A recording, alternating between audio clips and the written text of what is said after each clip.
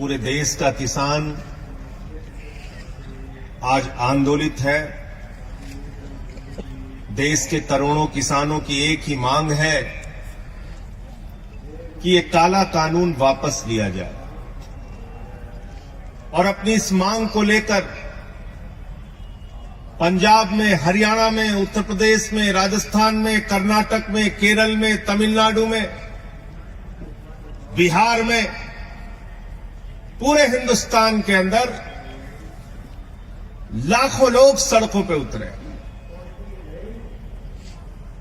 और पिछले कुछ महीनों से पंजाब और हरियाणा में तो सारा काम छोड़कर किसान सड़कों पर आंदोलन कर रहा है, सरकार से फरियाद कर रहा है, गुहार लगा रहा है, विनती कर रहा है कि इन काले कानूनों से हमें निजात दिलाइए, इन काले कानूनों को वापस लीजिए।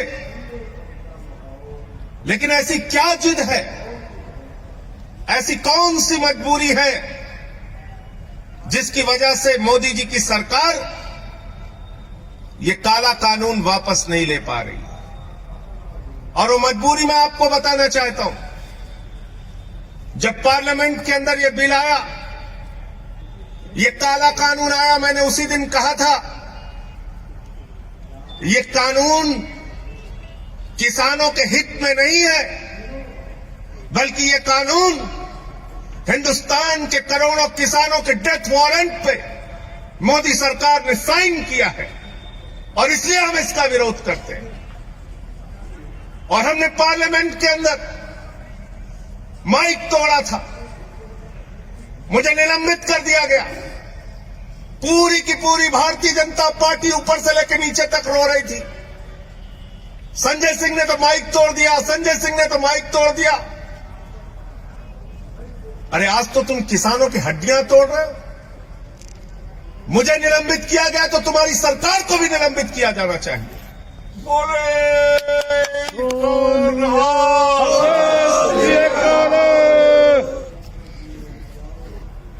आप ये काला कानून लेकर आए, इस काले कानून के अंदर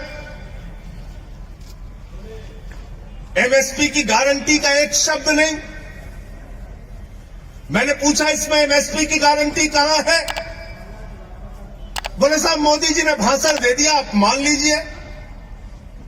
मैंने कहा भाई मोदी जी ने कहा था 15 लाख हर खाते में आएंगे, बाद में कह दिया जुमला है।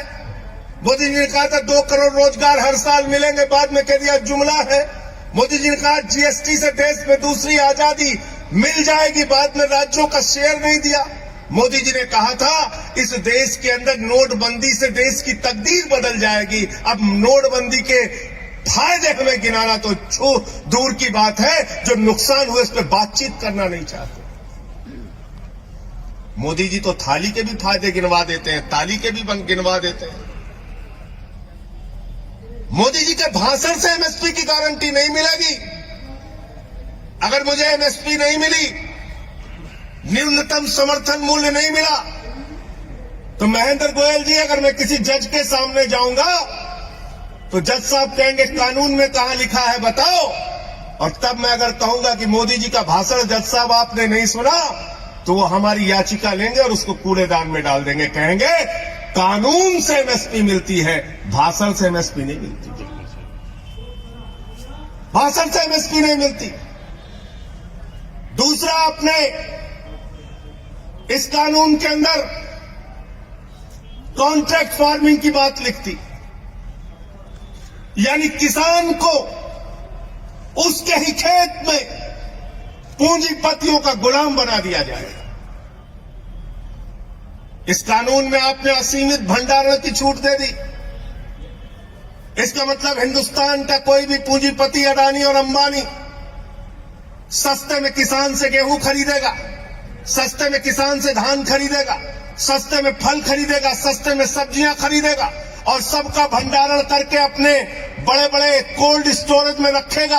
और जब बाजार में उसकी कमी आ जाएगी तो महंगे दामों पर हमको आपको बेचेगा। इस देश में जमाखोरी, कालाबाजारी और महंगाई को मोदी सरकार ने इस बिल के माध्यम से लीगलाइज करने का काम किया है। वैधता प्रदान करने का काम किया है।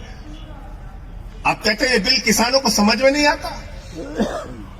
मोदी जी भाषण देके समझा रहे हैं, उनके मंत्री भाषण देके समझा रहे हैं, कहते हैं बिल समझ में नहीं आया, बिल समझ में नहीं आया।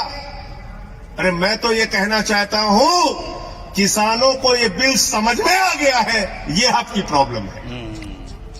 ये आपकी प्रॉब्लम है कि किसानों को ये बिल समझ में आ गया है। और इसलिए आज पूरे देश का किसान आंदोलनरत है। मुझे पीड़ा होती है, तकलीफ होती है मुझे, जब आप उन अन्नदाताओं को आतंकवादी कहते हैं, शहीद आजम भगत सिंह के वंशजों को आतंकवादी कहते हैं, शहीद उधम सिंह के वंशजों को आतंकवादी कहते हैं, शहीद लाला लाजपत राय के वंशजों को आतंकवादी कहते हैं, शहीद करतार सिंह सराफा के वंशजों को आतंकवादी कहते हैं। जलियांवाला बाग कांड में जिन लोगों ने अपनी शहादत दी, उनके वंशजों को जो लोग आतंकवादी कहते हैं, उनको इस देश की सत्ता पर 1 मिनट भी रहने का अधिकार नहीं, मैं कहना चाहता हूं। और इसलिए साथियों और दोस्तों, कल तो मोदी जी के सामने हम लोगों ने विरोध किया। हमारे साथी सांसद पंजाब के भगवंत मान जी ने जमकर विरोध किया और उनके बहरे कानों में आपकी आवाज पहुंचाने की कोशिश मैंने की। सदन चल रहा था तब भी की, सदन नहीं चल रहा है, सत्र नहीं बुलाया जा रहा है तब भी की, और आगे भी करता रहूंगा, लड़ता रहूंगा आपके लिए, आपकी आवाज को उठाता रहूंगा।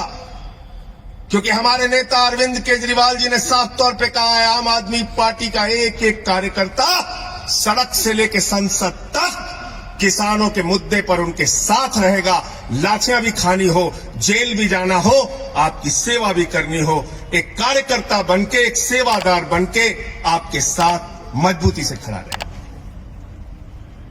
और इसलिए मैं आप लोगों से निवेदन करने के लिए आया हूं, विनती करने के लिए आया हूं। बली साहब यहां बैठे हैं, बहुत सारे संघर्षों में जेल भी जा चुके हैं, लाठियां भी खाई हैं इन्होंने गरीबों के लिए, मजदूरों के लिए।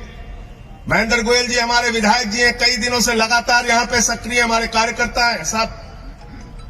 मैं आप लोगों से एक ही बात कहना चाहता हूं, आपके आंदोलन से पहली बार हिंदुस्तान की सरकार डरी हुई है, खलबलाई हुई है, और इनको एक ना एक दिन, अब ज्यादा समय दूर नहीं है, मजबूर होना पड़ेगा,